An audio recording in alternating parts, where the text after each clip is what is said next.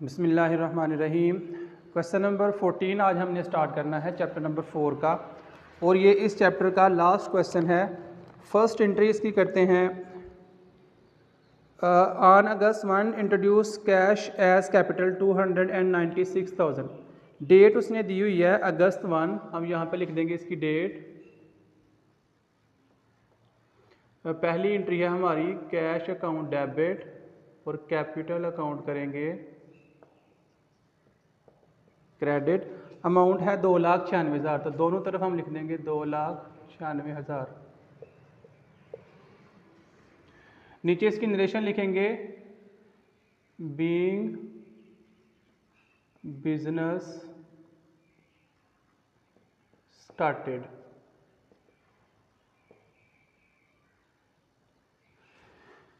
Second entry उसने दी हुई है यकम अगस्त को ही।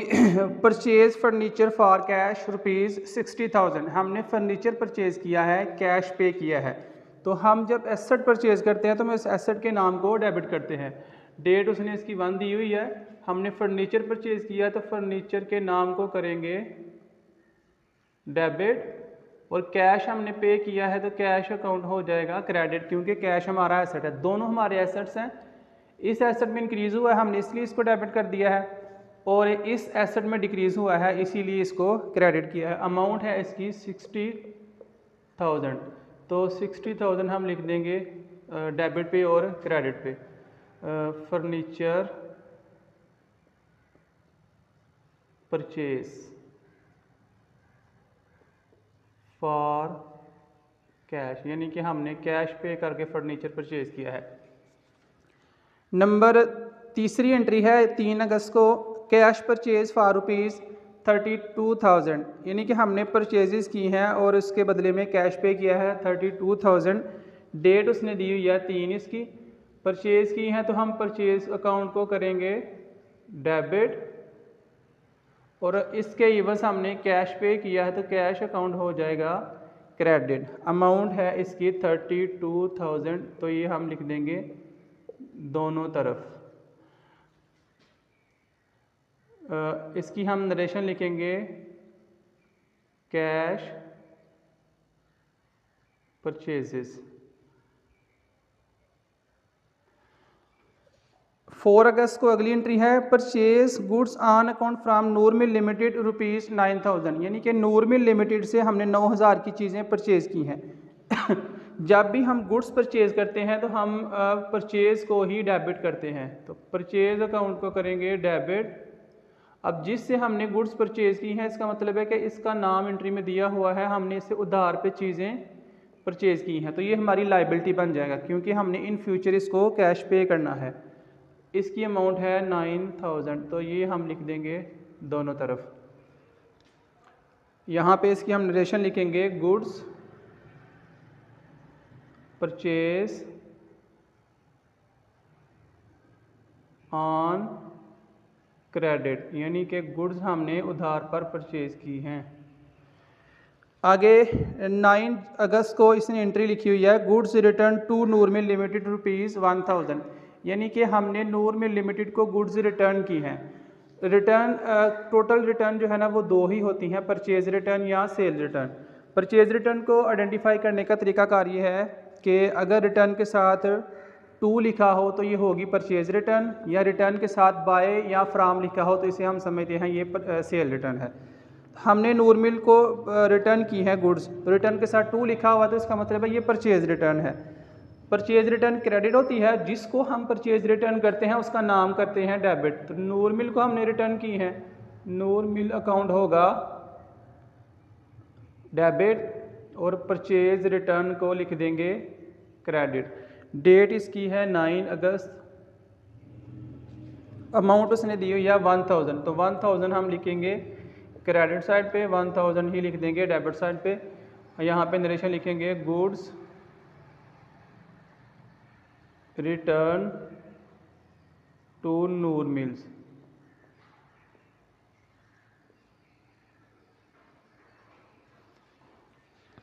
नाइन के बाद 12 वाली एंट्री है कैश सेल फॉर ₹19,800, यानी कि हमने कैश सेल की है 19,800 की। जब हम कैश सेल करते हैं तो इसका मतलब है कि हमारे पास कैश आता है। जब कैश हमारे पास आएगा तो कैश एसेट है, एसेट में इंक्रीज होगा तो इसे हम करेंगे डेबिट, कैश अकाउंट होगा डेबिट। और सेल हमने क्या किया है, गुड्स सेल की है तो सेल अकाउंट कर देंगे क्रेडिट। अमाउंट है इसकी 19,800। नीचे इसकी नरेशन लिखेंगे, सिंपली यही लिख सकते हैं कैश सेल्स। 12 के बाद 18 को एंट्री लिखी हुई है, pay to Noor mill limited 7600 in full settlement of account. यानी कि हमने नूर मिल के टोटल पैसे कितने देने हैं, हमने इसे परचेजिंग की हुई थी 9000 की, उसमें से हमने 1000 की रिटर्न कर दी। इसका मतलब है ये अब हमारी लायबिलिटी है 8000 के साथ, हम उसको कितने पैसे दे रहे हैं 7600।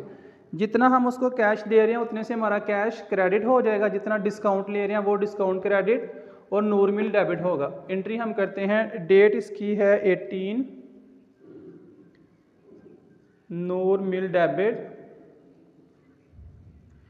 कैश जितना हमने पे किया वो कैश अकाउंट होगा क्रेडिट, और जितना हम कैश नहीं पे कर रहे वो हम डिस्काउंट ले रहे हैं, तो डिस्काउंट लें तो इसे हम कहते हैं डिस्काउंट रिसीव। नूर मिल को डेबिट करेंगे 8000 के साथ, कैश क्रेडिट होगा हमारा 7600 के साथ, और डिस्काउंट हम रिसीव कर रहे हैं इससे 400। इसकी हम नरेशन लिख देंगे, cash paid to Noor mills.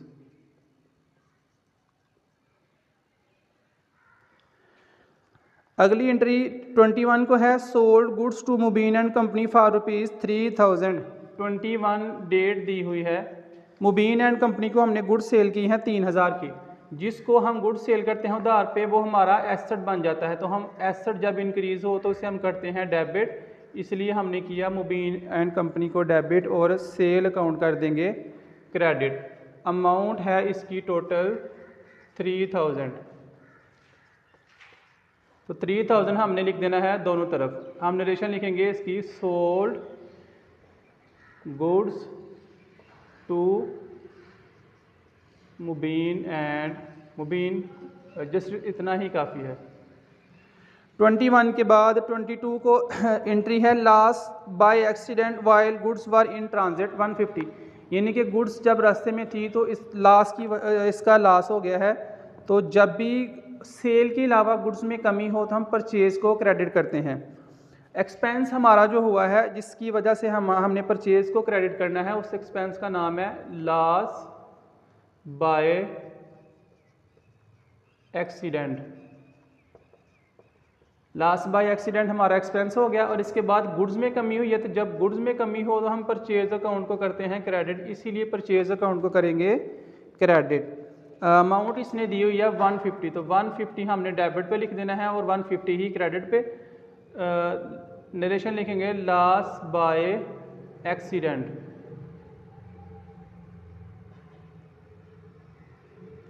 Twenty two के बाद 24 को, goods return by Mubeen and company for ₹250। मैंने बताया था कि जब भी रिटर्न के साथ बाय लिखा हो तो इसका मतलब है ये सेल्स रिटर्न है, बाय लिखा हो या फ्राम लिखा हो, और सेल रिटर्न नॉर्मली डेबिट होती है।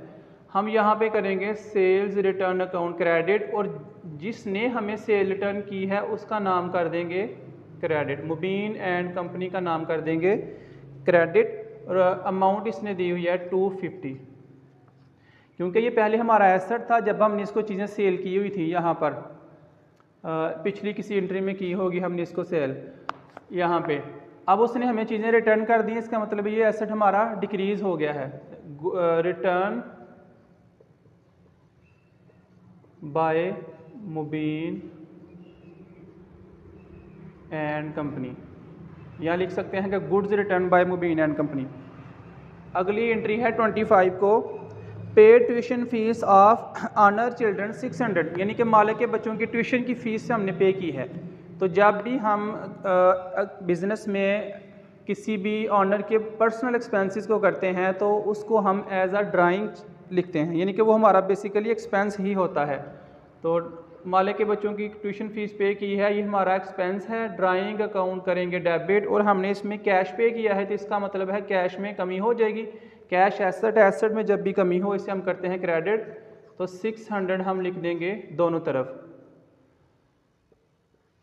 नरेशन लिख देंगे paid fee of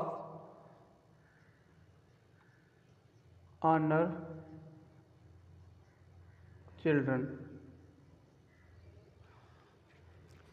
second last entry है allow discount for ₹100 from Mubeen and company and settle his account.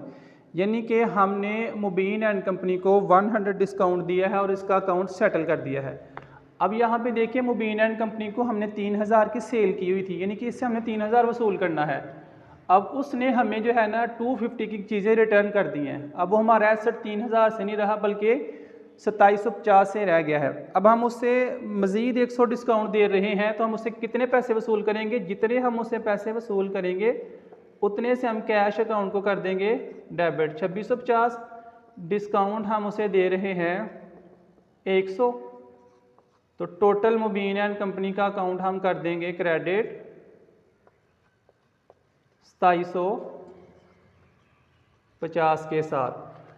2750 के साथ ही हमारा टोटल एसेट था। इसने हमें 2650 रुपये दिए, हमने उससे कैश डेबिट कर लिया। जितने पैसे हमने उससे नहीं लिए उससे हमने डिस्काउंट अलाउड को डेबिट कर लिया, क्योंकि ये हमारा बेसिकली एक्सपेंस ही होता है। हम यहाँ पे इसकी नरेशन लिख देंगे cash receive and allow discount.